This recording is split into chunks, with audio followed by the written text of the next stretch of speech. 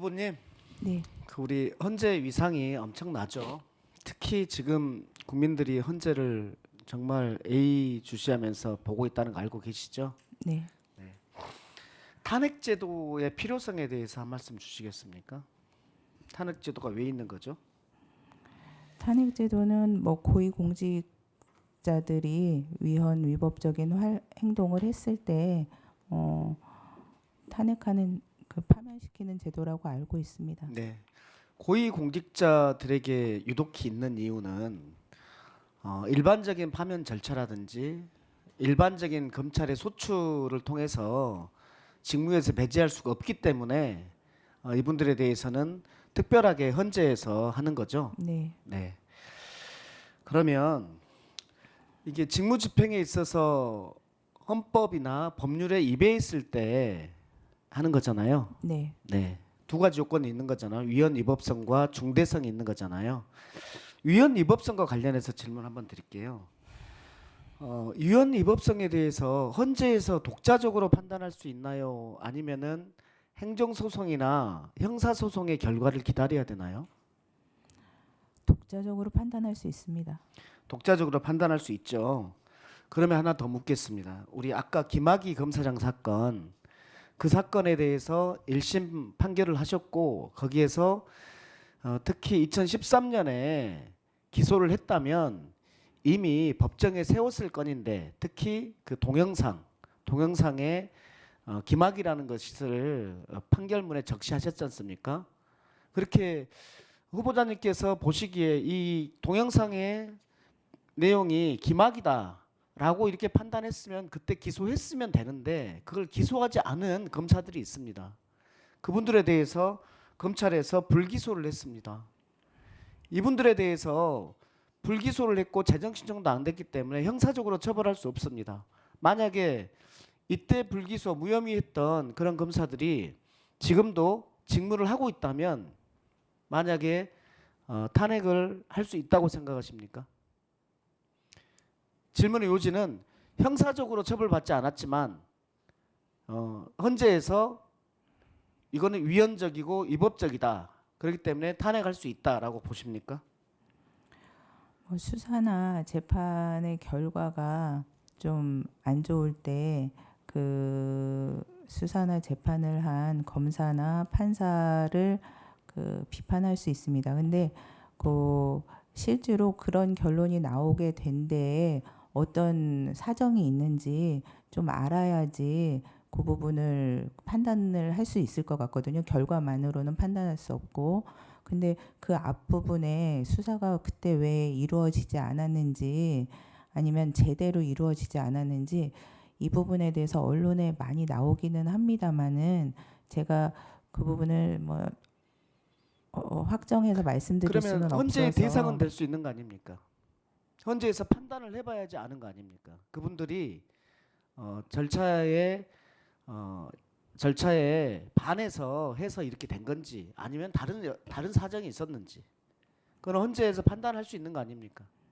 탄핵 소추가 되면 당연히 판단할 수 있다고 봅니다. 예, 그렇게 보시는 거죠. 그 국회 선출목 헌재 재판관에 대해서 임명해야 된다라고 헌재에서도 판단하고 있고 후보자님도 그렇게 말씀하셨습니다. 맞죠? 네. 네. 그런데 대통령 권한 대행인 총리가 임명하지 않으면 그 절차를 이행하지 않으면 헌법상 맞는데 그것을 이행하지 않으면 이것은 위헌적입니까 아닙니까?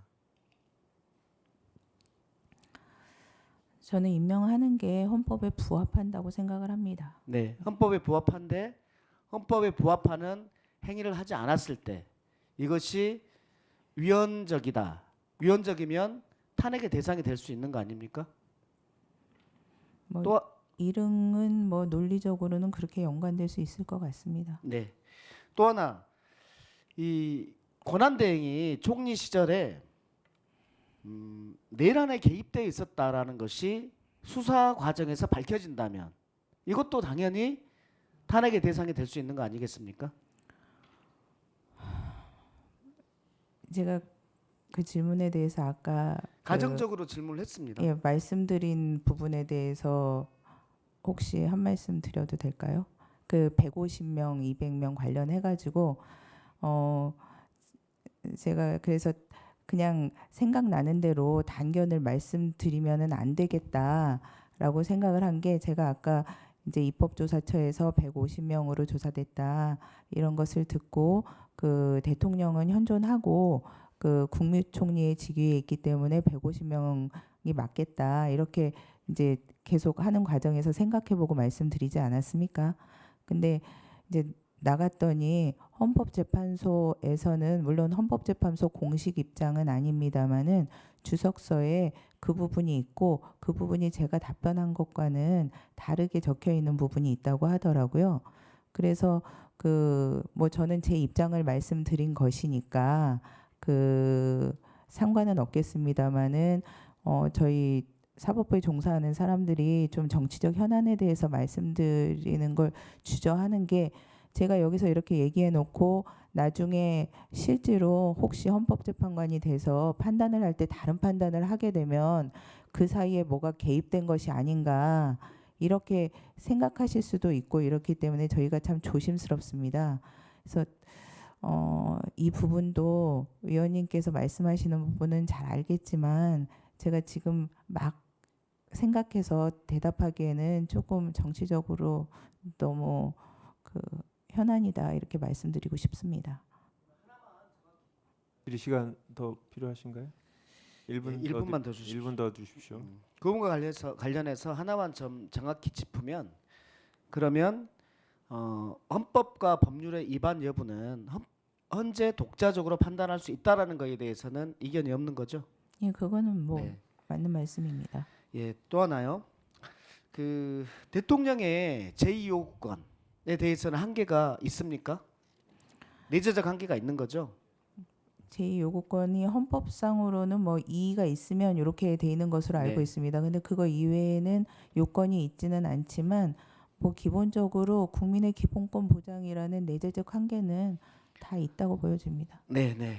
그런데 윤석열 대통령은 이렇게 하고 있습니다. 여야 합의 없으면 거부권 행사하겠다. 여야 합의 없는 것이 거부권 행사 요건은 아니지 않습니까? 아닙니다. 그렇죠? 그러면 본인 또는 가족 관련 사건에 대한 거부권 행사는 한계가 없습니까?